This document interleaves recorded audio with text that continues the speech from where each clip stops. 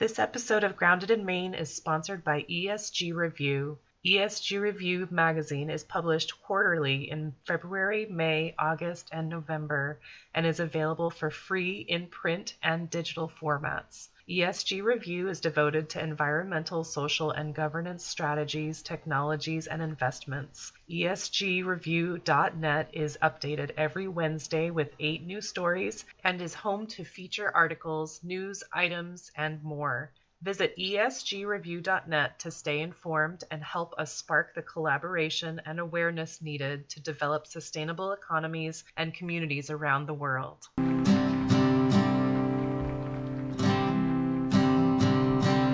There's a place where there's no trouble, no more pain, no more struggle. Hi there. Thank you so much for listening to Grounded in Maine today. My name is Amy. My guest today is Brenda Winkle, who is an energy healer. She's an empowerment coach, and she has her own podcast. How do you not love that? She is a real go-getter, and she actually approached me and said she wanted to come on the podcast and talk about sustainability. So who am I to argue with that? I will let her tell you more, and I just wanted to share that with you guys. I hope that you love this. If you love it, if you don't love it, if you have something to add, feel free to send me a message. You can rate, review, comment on Good Pods, or you can rate, review on Apple. I'm not sure if there are other places that you could do that.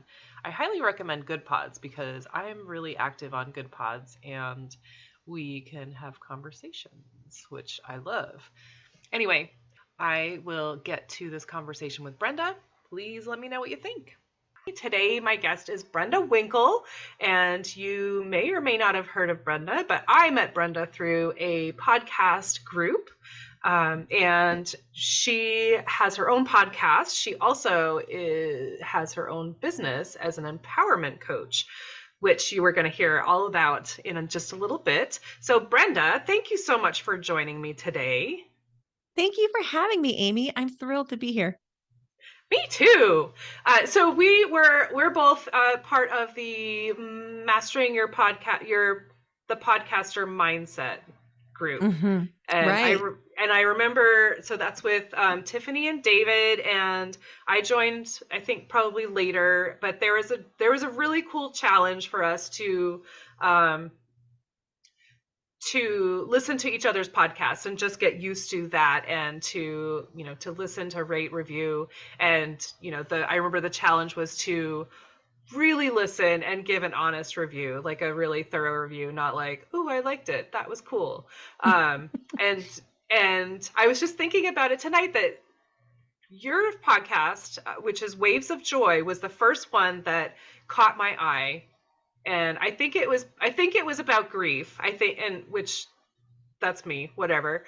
But it caught my eye, and I listened to it, and I just felt instantly connected to you. And I loved that. I just love the way that you were talking, like you were talking. And I think I said in my review, like, I think you were talking to my soul. And I just really connected with that. And so I would love for you to tell us about your podcast. Oh, I'd love to. So Waves of Joy is rooted in the idea that we can access joy in the ups and downs of our daily life. It's just a matter of what we're willing to see and what we're willing to kind of shift as far as our perception. What are we paying attention to? Often informs whether or not we can access joy.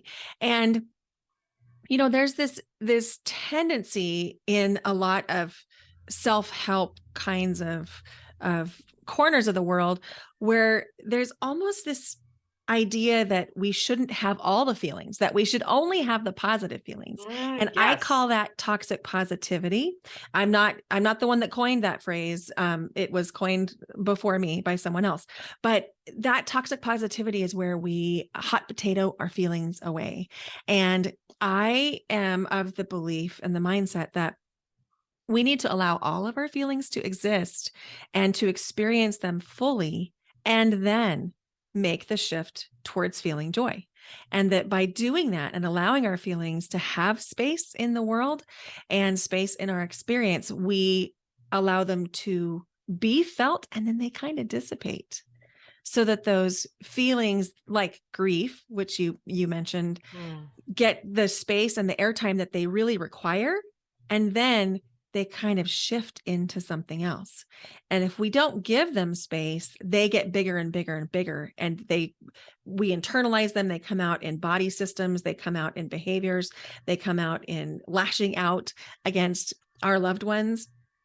And they make us sick. And so by feeling them, which feels really scary to a lot of us, by feeling them, it's really interesting. I have never fully felt an emotion, like really felt it, that didn't shift within about 90 seconds, including the deepest grief. Now, grief is like waves of the ocean, right? It's not a one and done kind of emotion. It ebbs and flows. And there are times when you feel that grief really acutely. And then there are times when it doesn't, you're aware that it's there, but it's not as much of a sting, if that makes sense. Sure. So when those moments come that you really feel it acutely, just feeling it usually only lasts 90 seconds, and then it shifts into something else.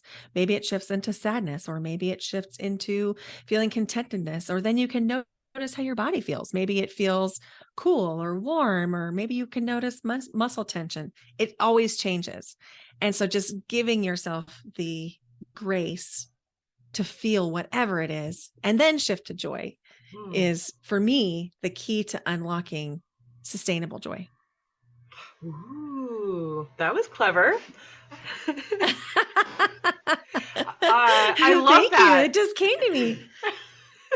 I love that, though. I mean, I think it's so true, but we are so, I think society kind of tells us, don't dwell on sadness. Like, we want happy from feeling grief and, feeling things deeply. Like, it also builds this interesting desire. For me, it builds this desire to serve. Like, from my experience, from my knowledge, like I really feel drawn toward people who are grieving, because I can understand that and I can empathize with them. I don't know if it's like personally because I wanna go back to that feeling because I was comfortable there, or if it's that I can really just empathize and try to help someone else through. I'm not sure, but I've experienced a lot of grief in my life, and so I am drawn to that, I guess. Do you feel like grief is where you're comfortable, or grief is where you're familiar? I think it's probably familiar. I'm definitely not comfortable in grief. I mean, it's been several years, but over the last, my mom will be gone 7 years next month. So like over the last 7 years, I've lost, several people. And so I'm sorry. That's life, right? Yeah. But, it was like 1 year, one person, and 1 year, another person, and then my dog. And it just was like piling. And so I was kind of in that mode for a while. Obviously, there were good times too, but I spent a good 3 years going to bereavement groups, just because I needed, because I think society is not comfortable with grieving and feeling like you were saying, we want the hot potato thing, like you can feel it, but we don't want to see it. We don't want to hear about it. So I just had to go to a place where I could feel it. That was so smart that you just found space holders for that grief. It was so smart. Well, I wish more people would do things like that and reach out when they need to, and find people to hold space if their community that they're usually tapped into isn't able to, because not everybody is able to hold space for big feelings. I had to start. I'm gonna have to edit this out. I had to start because I couldn't function. Like I wasn't able to function. I literally went to the doctor. I'm like, I think I have I think I'm having chest pains, and it was just grief expressing a broken itself. Heart. Yeah, your experience is so common, and in my work as an energy healer, I can visualize a broken heart in somebody. I can see it in multiple pieces. And so obviously it's not the heart that pumps the blood through our body that's broken. It's our spiritual heart. It's our spiritual center that just gets hurt when we love and when we lose. And so I love that you shared that. Thank you. Anyway, so we were talking about your podcast, Waves of Joy, and I also, you were telling me that you wanted to share about your sustainable practices, which I thought was so fantastic. I love when people say, "I want to be on your podcast and talk about sustainability." Yeah. But you have, and I love that your sustainable practices aren't like these big. I mean, I'd love for people to do these big grand gestures, but it doesn't have to be these big grand things. But at the same time, it helps you to feel more sustainable, and it lessens your impact on the earth. And so if you want to tell us about, anything that you're doing, because I know that the one was like making your own broth, which is it's not small potatoes, because are you vegetarian or are you vegan? Well, at home, I'm often vegan. Okay. But when I'm out or at friends' houses, I often switch to vegetarian because it's easier for people that eat conventionally to prepare vegetarian food. And so I'm comfortable doing that. And that's a choice that I make. It's not about them. It's just about me. Giving them grace and then me grace too, because I found that when I was really strictly vegan, I was declining social invitations because I didn't know how to do the food. And I know that there's a lot of vegan people out there that are expert at just making it happen across all realms. And I would say 95% of the time I'm vegan and 5% of the time I'm vegetarian. And if it's a choice between eating iceberg lettuce or fish, I will eat fish also, in a pinch. I've eaten fish a few times over the last 7 years. But it's really plant-based, plant forward, plant focused. And that's one way that I am living sustainably, is because there's a lot of research around the greenhouse gases that are produced by our animal manufacturing processes. And I am an animal lover. And so, yes, it's the environment. Yes, it's the greenhouse gases. Yes, it's sustainability. And it's also humane. And so I just make that choice for myself. I don't judge anybody who doesn't eat this way, because we all have to do what's right for us. And we all have our own bodies and our own physical needs. And I believe that there are people who really do need to eat meat to be of optimal health. And so I don't have any judgment towards it. But for me, that's one of the biggest ways that I eat or that I contribute to sustainability, just trying to lower my footprint by eating more plants. And that feels really good. And so I love to do things in a frugal way, almost as a challenge. Like, it brings me joy. I am all about spending money. I will go stay at the Hotel Bel Air. I love it. I love that kind of luxury. And if I can save $4 on a carton of broth by making my own broth, I am going to do it. And so it's a little bit about that. And then it's also about nutrition for me. I love knowing where my food comes from. And I love knowing that it's as whole as it can be and as unaltered as it can be. And I think that's both for nutrition and sustainability. And so one of the things that I love to do, and I know this might make me weird, I love to chop vegetables.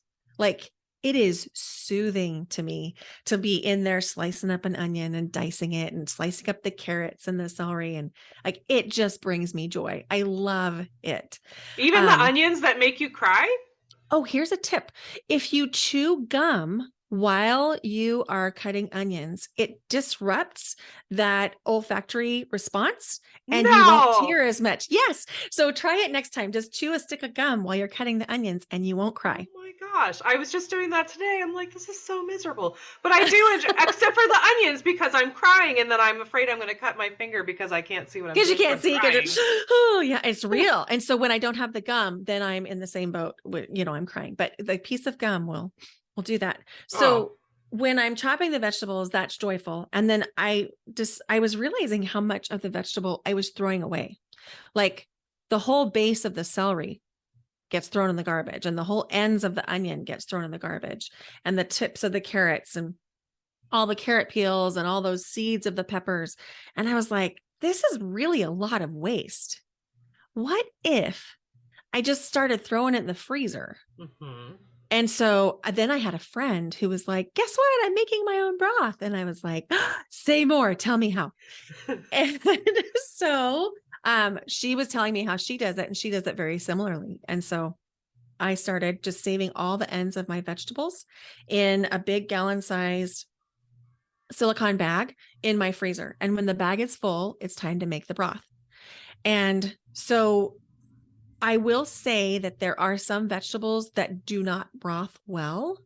Like, for example, broccoli has a very distinctive flavor. Mm-hmm. And if you're not going to make broccoli soup, you may not want broccoli in your broth because it will take on the flavor of the broccoli. And red beets, like the peels of the beets, make it a beautiful, beautiful, rich hue. That's really fun to make sure you have some beets in there. The ends of the potatoes make it just a little bit thicker than it would be if you just had like the onion and the pepper and the carrot. And so I always like to have some potato in there as well. And I'm very cautious with herbs because not all herbs broth well. Like, for example, cilantro has a very distinct flavor, and it may not go well with the other flavors that you are cooking. So I don't use any of the cilantro ends, but I do use like parsley or thyme or oregano because those are in the things that I cook often. And so if I've got the ends of those, I'll throw them in. And I'm trying to think. I totally do that. Do you? I have a bag in my freezer for sure. I love it. I love it. And then you're saving so much because you don't have to, I mean, it's $4 a carton, $4 for every 4 cups. So if I make a stock pot full of broth, that is like $16 that I saved by making my house smell really good while the broth cooked. And you're creating less waste.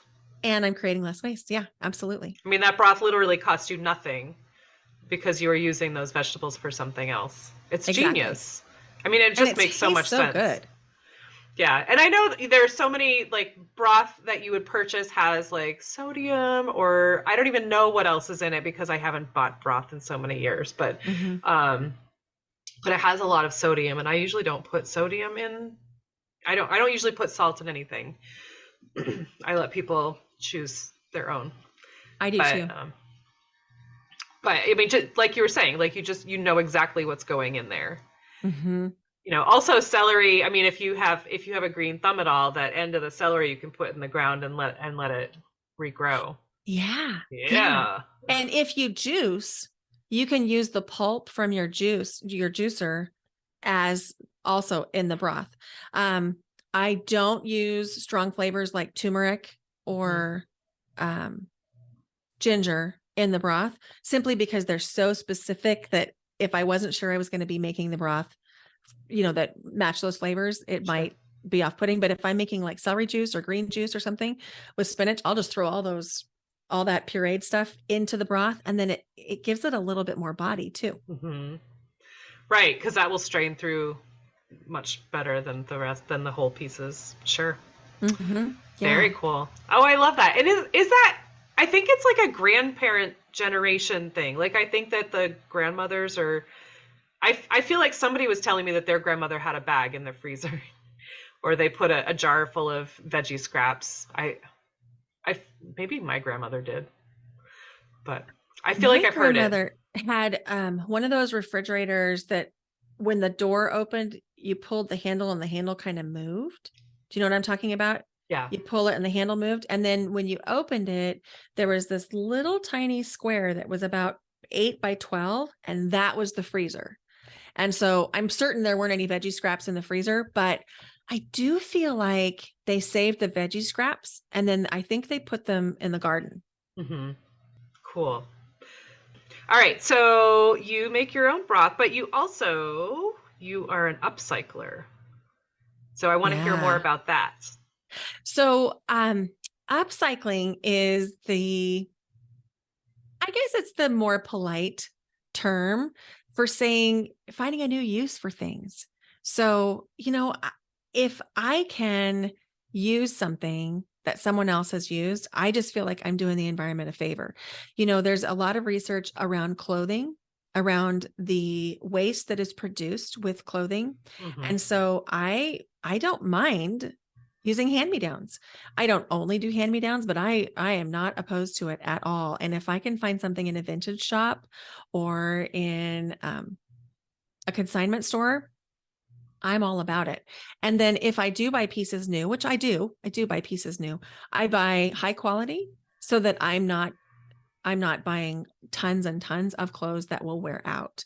And I think that is there's lots of different philosophies on that, but mine is spend a little bit more and buy fewer things. Right. That's genius. I mean, it's just so, I think people have a mindset of like, but I can't afford that right now. But can you really afford to keep throwing clothes away Right. or throwing things away? Right. Well, when I was in my 20s, I had a quantity over quality mindset. And so I wanted more things, more shoes, more clothes, and I was willing to pay really little amounts of money in order to get those things. Like, those shoe stores where you can buy, at least in the 80s and 90s, like Pay, $20 like for pay a less pair of shoes. Exactly, exactly. And what I found was those shoes almost never lasted a full year. Almost never. And the minute at the time it was a lot of money that I bought a $60 pair of shoes. And I was like, oh my gosh, this feels like it's so much money. And um, that pair of shoes lasted for like 6 years. Right. So you don't have to be great at math to know that the 15 pairs of shoes for $20 that only last 9 months or a year, or one good rain, um, it's a great way to save. And then I'm okay with vintage furniture, and I love furniture consignment shops because I find original pieces that you just can't find other places. And so I like to mix those kinds of things in as decorative items because there's just so much story there. And Right. I love the story element of upcycling. Do you make up stories? Oh, yeah. Yeah, for This sure. couch, I think, came from so and so. Yeah. I mean, I think I love that stuff like that has character. And it's also, they're not all built exactly the same, but they're built better than what you can get these days a lot of the Hmm. time. I mean, so many of the furniture places are like mass produced, and um they're just, they're done overseas where people are paid less and blah Right. blah blah, that whole Right. thing. And But so for me, I'm really cautious if I buy new that I am buying a sustainable kind of wood that is done with fair trade and in ecologically sound ways. And so I pay a little bit more for furniture to make sure that those things are true because I just feel like we vote with our dollars. mhm, And so absolutely. I'm really mindful of that. So like the formaldehyde filled um, particle board, I personally choose not to have in my home because I feel like I don't want it off gassing, for one. And for two, I don't want to contribute to that industry, which is it produces a tremendous amount of waste. So then what type of things are you upcycling? Or do you like make things?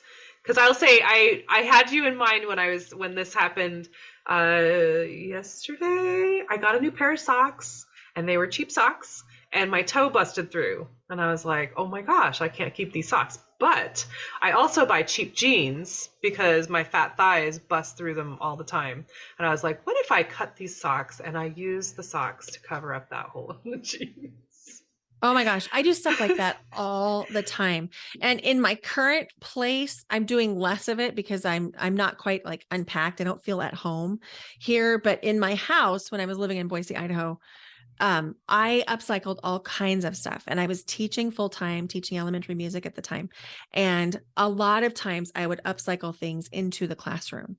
So, like, for example, coffee tins or oatmeal cans were great instruments, or you could make crafts or projects for kids.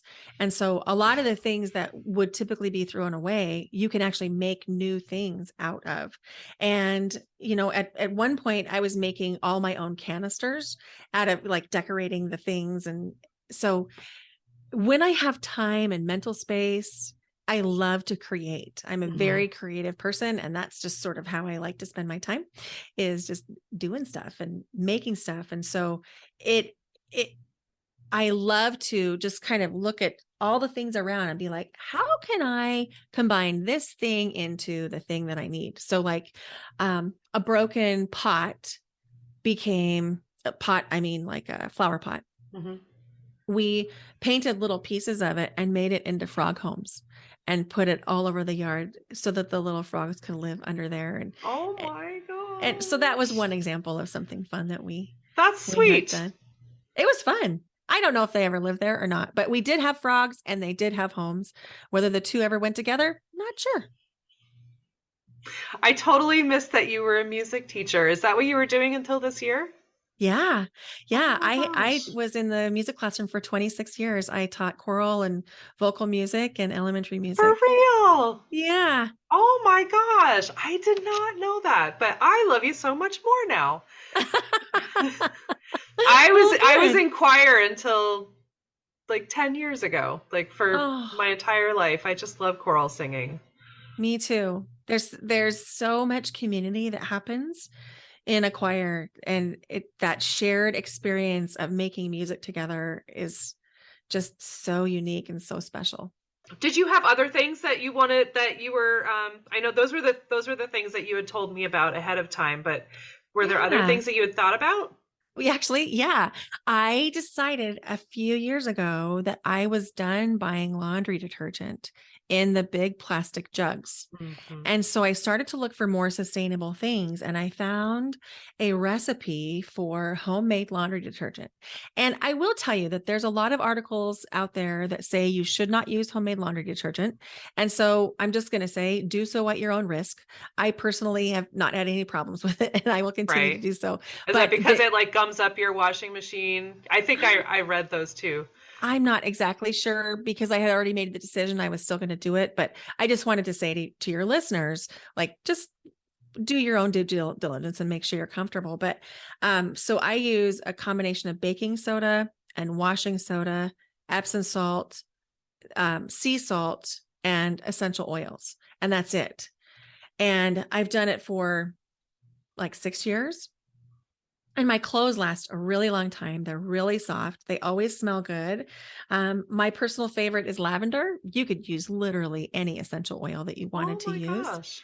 And one of the benefits of lavender is, and if you add a little eucalyptus to it, is that if you have kids in public schools, it's lice repellent. Oh, And that is important if you have kids in public schools, because, life sometimes happens. life happens. And so that was another reason why I had decided to start adding that in, because it just seemed like it felt protective, and then it smells really good. And it smells yummy. Yeah, absolutely. And then I So just store it in mason jars. cool. That's awesome. I really like that. And so it's a powder because it's all Mm-hmm. powders. Would Yeah. you send that to me? That's really cool. Yes. I've Yes. I'll send it tried to you. I've got it on a picture somewhere on my phone. cool. I've tried some. I've tried one. And I'm on the lookout.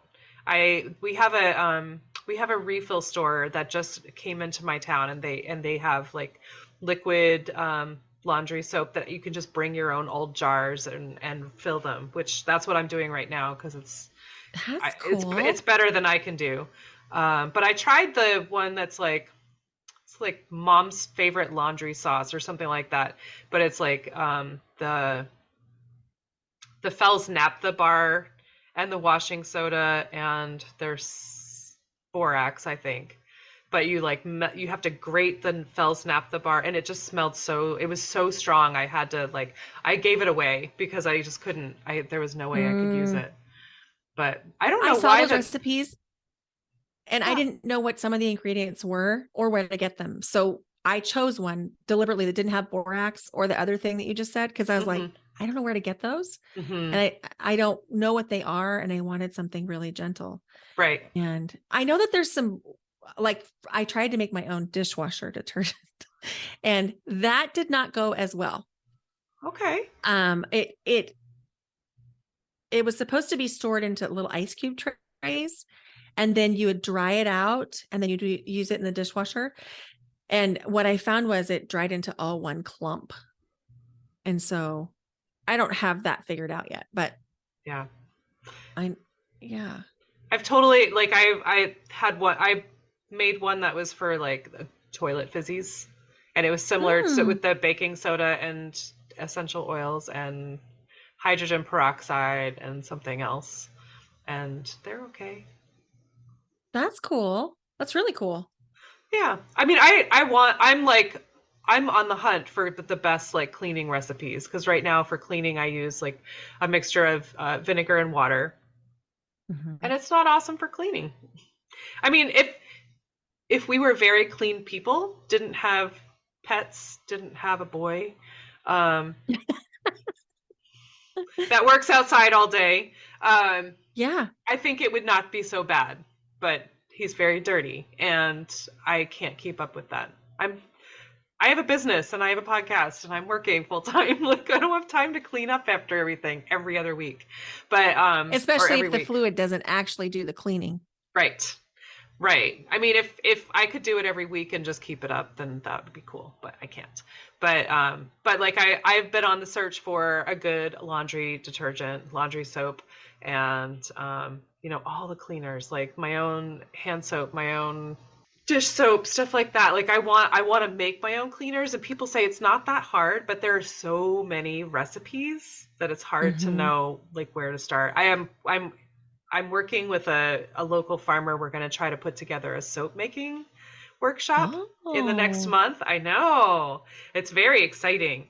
So I want to learn how to make soap so bad. Like I can't believe how much money we spent on soap and it's still and like we just keep doing it. But so yeah. I'm excited for that laundry soap one. Um, and we'll have to chat other recipes. See what Yeah, we can. it's really simple. And I want to say it's like, I don't know. I don't want to tell you the wrong things, but Yeah. it's super simple and you just put it in a food processor, grind it into a really fine powder. And for us, well, I live alone right now. My daughter moved out just a couple of months ago. And so I guess I should say for me, it lasts probably 6 months, One batch. one Yeah. batch. And I just use a tablespoon or two, depending on the amount of clothes I'm throwing in there. And it seems like it does the trick. Yeah. That's awesome. Very cool. So, I mean, I think it's probably pretty clear the answer to this question, Brenda, but when I say the word sustainability, what does that mean to you? Well, I think it means two things. One thing is, can I sustain this practice? Can I continue to do this thing? Is it sustainable? That's one meaning. In other words, can I incorporate this into my life in a way that feels manageable? Hmm. So that's one way of sustainability. And then I think the other sustainability would be, is this sustainable for our earth to continue to bear the burden of? And am I living in a way that is protecting our planet and protecting our water, protecting our mountains, our oceans, and our future? And so when I think about that way of sustainability and then marrying it with the way that is sustainable for me and my lifestyle, then I can make small choices that make a big impact. Like, for example, making broth may not seem like that big of an impact, but if you consider one freezer gallon size bag saves 4 cartons, And those that adds cartons up aren't over time. recyclable or compostable. Right, They're right. just trash. They're just trash. And then I think there's other little subtle ways, the choice in what you choose to drive is really personal. And I'm not going to tell anybody what you should or shouldn't be driving. I am really aware because I drive a hybrid that tracks all of my mileage. And so I'm super nerdy about it. I'm like, oh, did I get as good a gas mileage this time as last time? And so understanding that how you drive has as much impact on your fuel use as what you drive. And so just paying attention to, are you, depressing the gas pedal all the way, like vroom, right out of the gate, because you're using a lot more fuel. And so thinking about that type of sustainability. And then I'm always asking the question, like, how can I make this better? Every time I go to the beach, I pick up at least 5 pieces of trash a day. Just like as I'm walking along the beach, just trying to make it better. And I think there's a lot of ways that we can do things that feel manageable, that feel doable. And imagine if everybody just did 1 or 2 little things, what would happen? 100%. Absolutely. That's beautiful. I mean, that's like, I can end the podcast right now. That's my whole goal. Like, we don't have to be doing everything, but if everyone does something, we're all working toward that. We're all on the same team, man. We are all on the same team. And I think it comes back to habit stacking. If you tried to do even everything that we've talked about on this podcast, it might be overwhelming. But if you tried to do one thing and then you really learned it well, and then added the next thing after you've learned one thing really well, it might be more sustainable. Right. Because that first thing is going to be like breathing after a little bit. Making your broth is like nothing. It's in the freezer. You just put it in with some water and cook it and then put it in jars. Yeah. That's it. It's nothing. And then you can pick something else up. Brenda, I've loved this. This is so fun. I love getting to know you better. I feel so connected with you. But so how can people find or follow you to learn more about your podcast? Or you also have an empowerment coaching business. Yeah. You're an energy healer. These are all things that people might want to learn about. So yeah, I think that we are at a time when stress is at an all-time high. And my business model is all about, let's not have you do one more thing or be challenged or try to improve yourself. Let's do one thing. And that is, let's help everybody feel better. That's my business model. Let's make people feel better. And so the hub for everything is under my website, which is brendawinkle.com.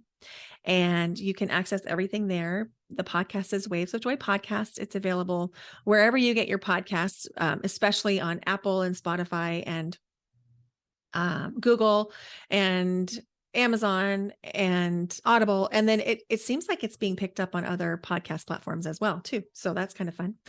And I'm on Instagram at Brenda Winkle. That's where I'm probably most active.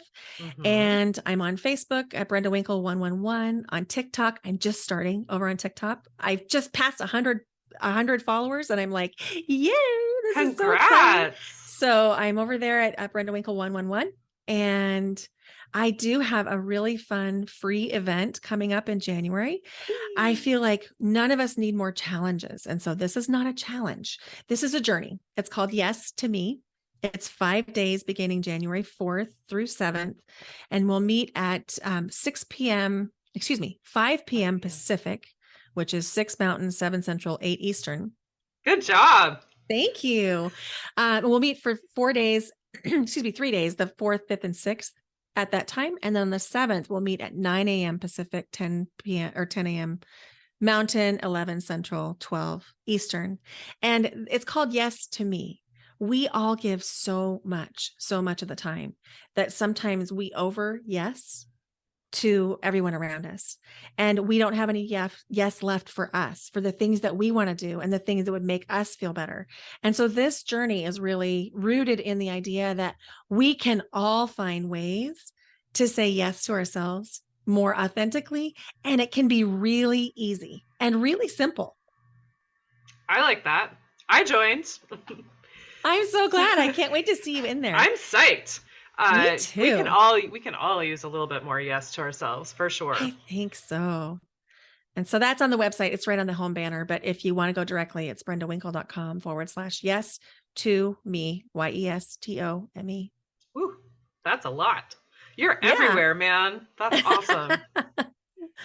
And so for your energy healing, Brenda, you do Reiki? Yeah, I'm a Reiki master. I'm trained as an advanced theta healing practitioner, and I have a couple other modalities. And I'm currently enrolled in a trauma-informed breathwork facilitator program. And I begin my practicum on January 23rd.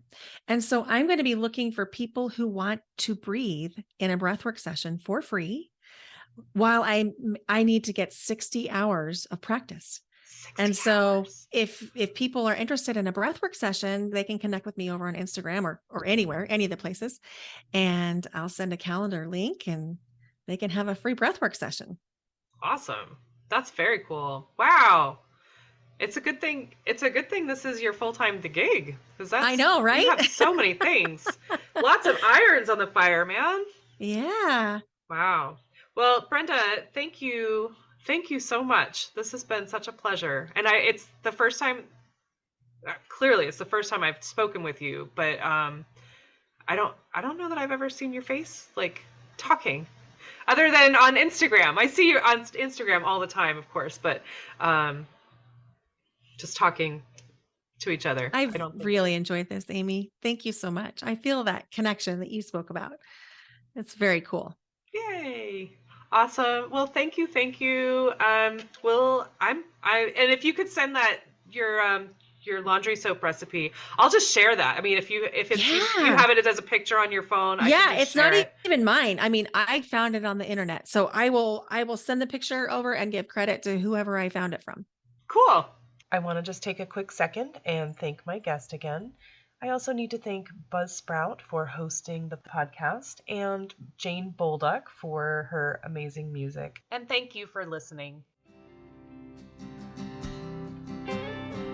There'll come a day, my mama told me, when I find love to have and hold me, a heart that's strong so sincere. Just tell me, how do I get there from here? Oh, tell me, how do I get there from here? 'Cause here and now I'm so far down that mercy's bound to find.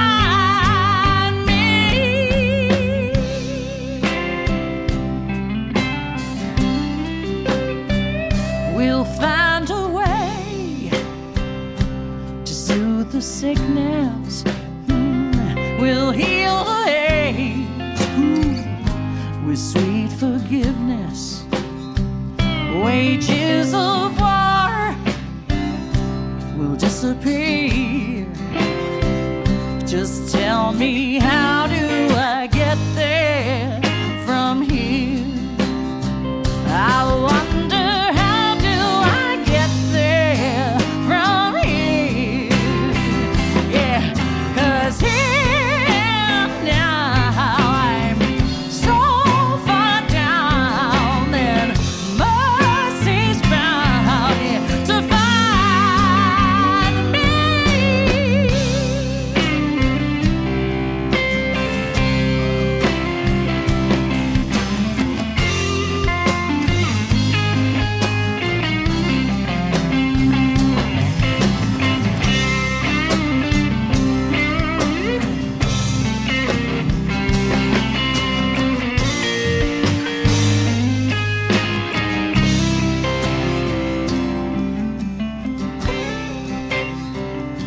state of grace has finally found me, well, there'll be music, ooh, and good friends around me, and I'll just smile through happy tears and wonder